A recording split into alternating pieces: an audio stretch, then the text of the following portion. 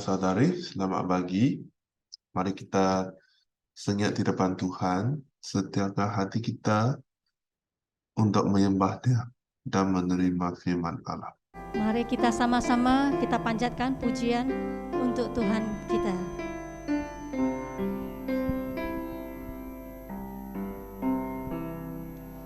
Kau hiasi kehidupanku dengan kemurahan-Mu. Kau rancang masa depanku penuh dengan harapan. Aku hadap saat ini semuanya karena kasih-Mu. Aku hidup hari ini semua berkat kemurahan-Mu. Terima kasih Yesus, Engkau sangat baik, teramat baik bagiku. Kau hiasi kehidupanku dengan kemurahan-Mu. Kau rancang masa depanku penuh dengan harapan. Aku ada saat ini semuanya karena kasih-Mu. Aku hidup hari ini semua berkat kemurahan-Mu. Terima kasih Yesus, Engkau sangat baik, teramat baik bagiku. Terima kasih Yesus, Engkau sangat baik, teramat baik bagiku. Saudara-saudari, silakan duduk. Kita tetap melantunkan pujian lagu Mukjizat Itu Nyata.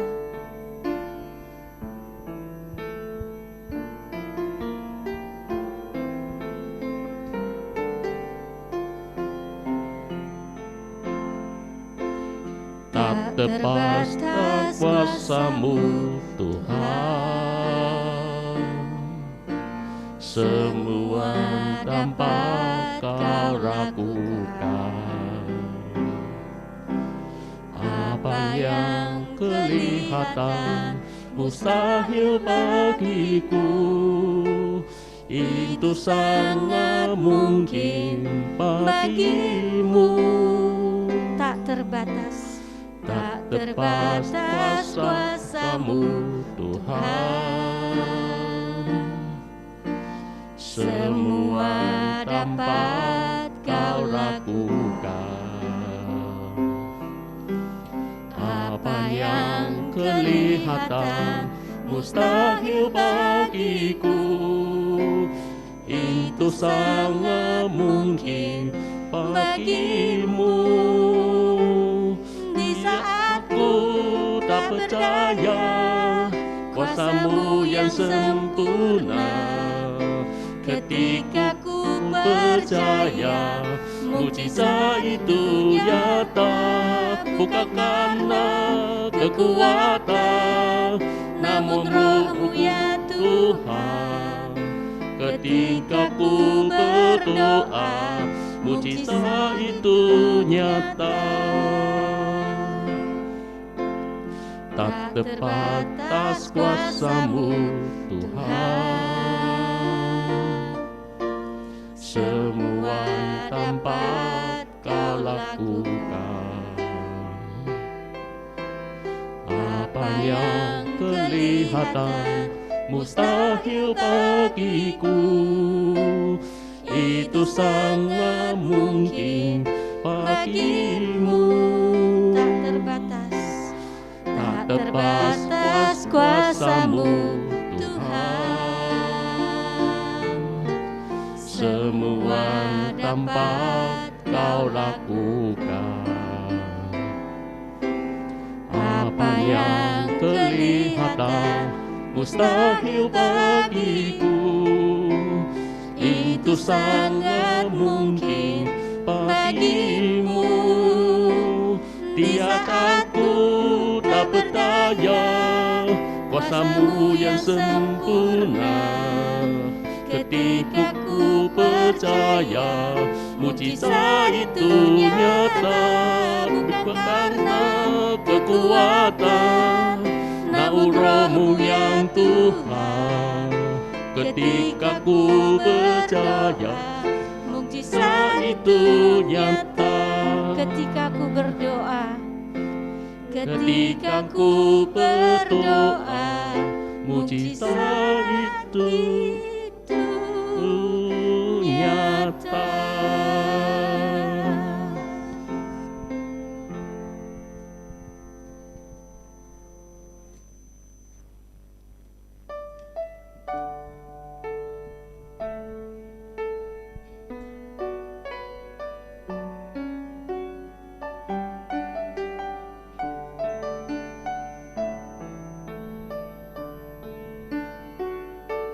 Saat keadaan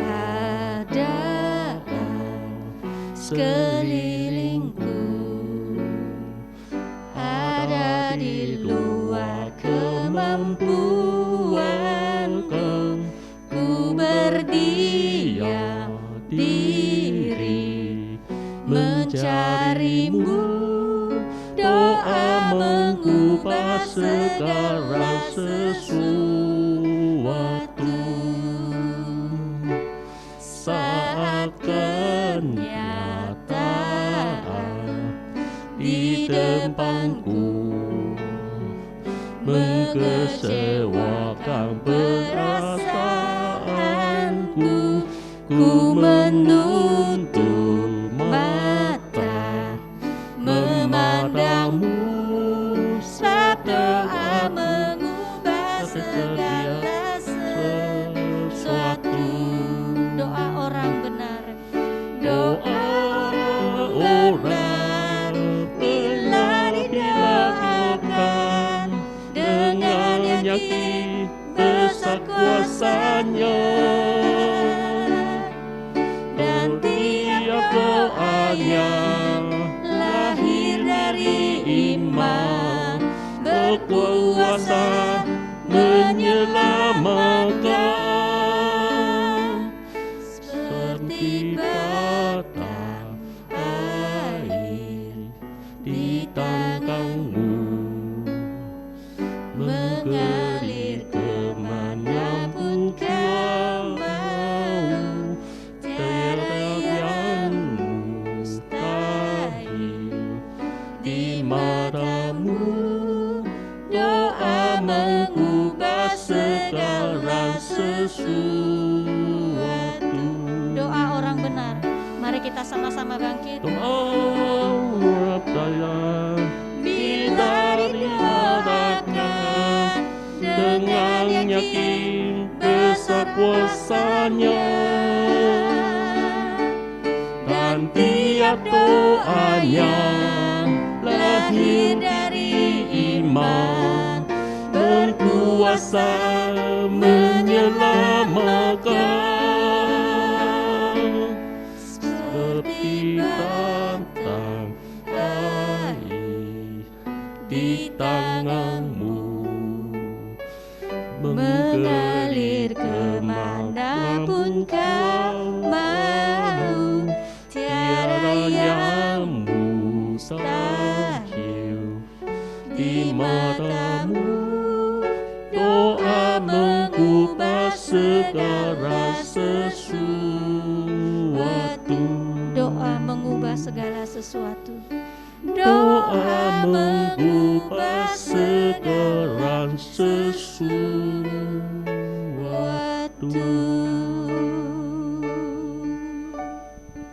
Saudara dan saudari, dengan kemajuan zaman, internet telah menjadi lebih maju.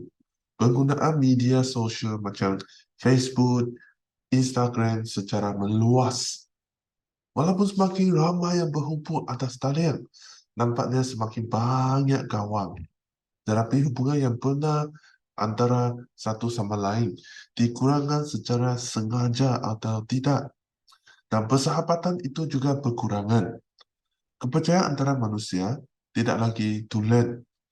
Tetapi saudara-saudari, apabila kita lihat bahawa Allah adalah Allah yang mengasihi dunia ini, kita mengalami kasih sayang seperti ini, dan kasih sayang kita kepada orang lain boleh menjadi lebih banyak sikit. Pada pagi ini, kita akan melihat salah satu kisah yang sangat mengharukan yang direkod dalam Alkitab. Mari kita buka buku Rut bab 2 ayat 8 sampai 9. Buku Rut bab 2 ayat 8 sampai 9.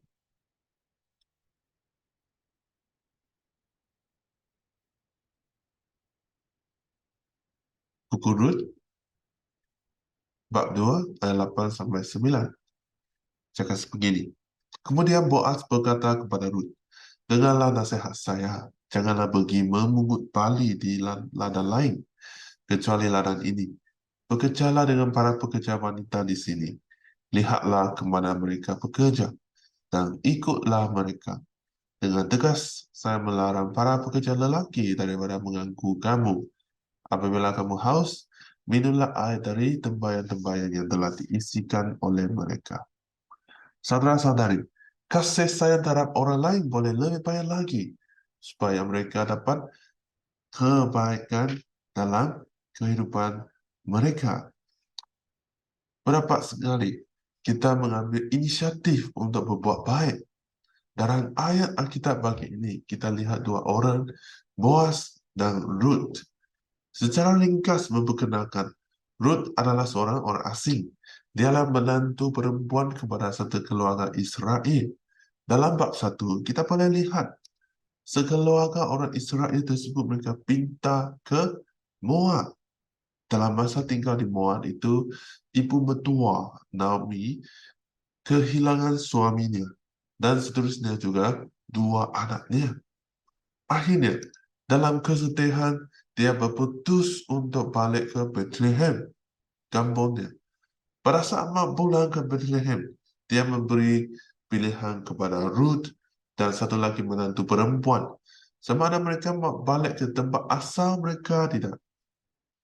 Ruth yang bertekad untuk menemani ibu mertua balik ke kampung. Dia menyerahkan keputusan dan kepercayaannya. Tetapi Ruth menjawab, "Janganlah suruh saya pulang. Benarkanlah saya mengikut mak. Kemana saja mak pergi, saya akan ikut bersama. Di mana saja mak tinggal, di situ juga saya hendak tinggal. Bangsa mak, bangsa saya juga. Dan Allah yang disembah mak akan saya sembah juga. Di mana saja mak meninggal, di situlah saya hendak meninggal dan dikebumikan. Biarlah Tuhan menghukum saya dengan seberat-beratnya jika saya membiarkan apa-apa pun memisahkan kita kecuali kematian." Hari ini kita tidak akan bincangkan makna dalam ayat ini dahulu. Tapi kita kata hubungan mereka dan Ruth yang bertekad.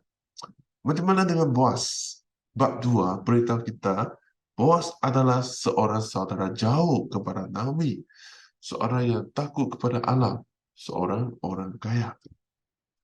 Bab 2, mulanya kita lihat Ruth telah pergi ke ladang kantung Boaz untuk memukul kantung. Di sini sebenarnya merujuk kepada memukul kantung yang tertinggal.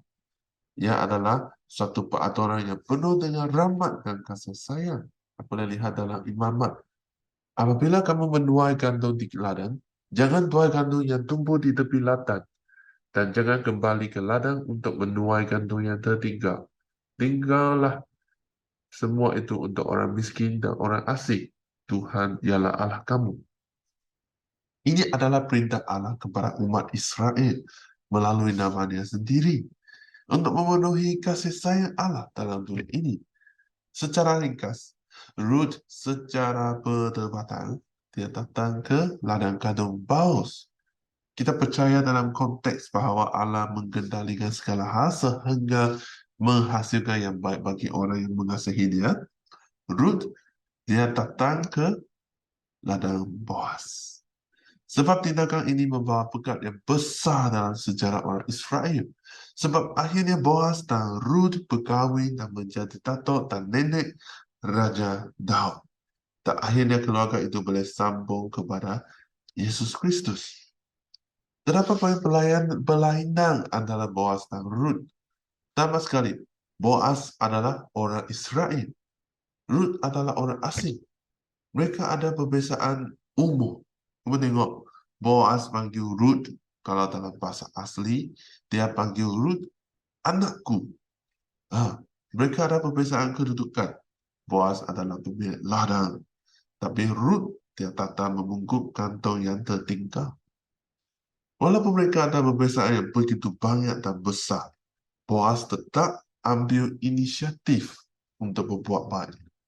Hari ini, kita juga ada banyak perbezaan antara kaum. Kita ada perbezaan kaum, perbezaan budaya. Contohnya orang Fujian, Cina, makan mie sua untuk apa saja perayaan yang besar. Tapi orang Iban, bukan. Ada juga orang Iban yang tidak tahu makan mie sua. Nah, orang Iban makan manok banso, kamsang ikan, dan sebagainya untuk perayaan, untuk hari kawan. Kita juga ada perbezaan fikiran, mengurus wang. Ada perbezaan dengan hidup dalam kumpulan.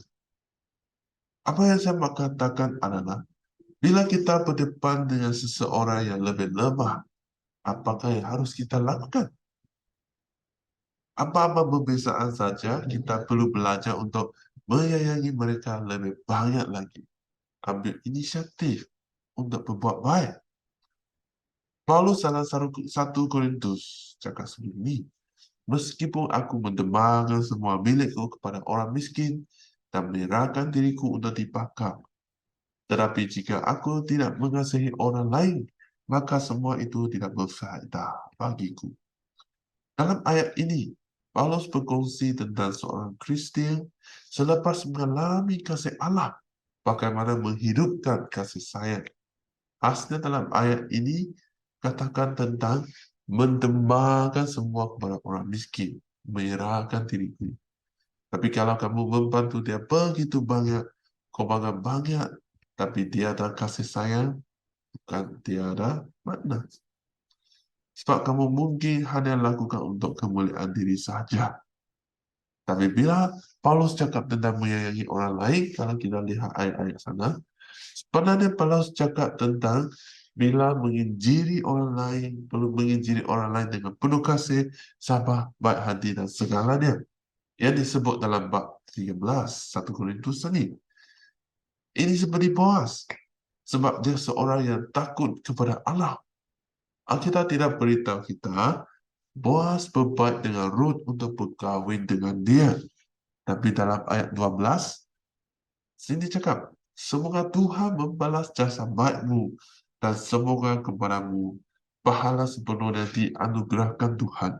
Anak Israel yang di bawah sayapnya kamu takkan berlindung. Boaz taat kepada Allah. Dia memahami manusia yang terhad. Tetapi Allah Maha Besar. Jadi bila dia berbaik dengan Ruth, adalah supaya Ruth mengalami berkat daripada Allah. Saudara-saudari, kasih boleh lebih banyak lagi. Mari kita merenungkan bila berdepan dengan orang lain, adakah kita ambil inisiatif untuk berbaik, menilai dari hati, melayani orang lain dengan ikhlas, supaya mereka mendapat kebaikan dalam kehidupan. Tuhan sungguh banyak, tetapi penuai hanya sedikit. Mestilah kita melayani orang lain, mengasihi orang lain lebih banyak lagi, supaya mereka mendapat kebaikan Injil.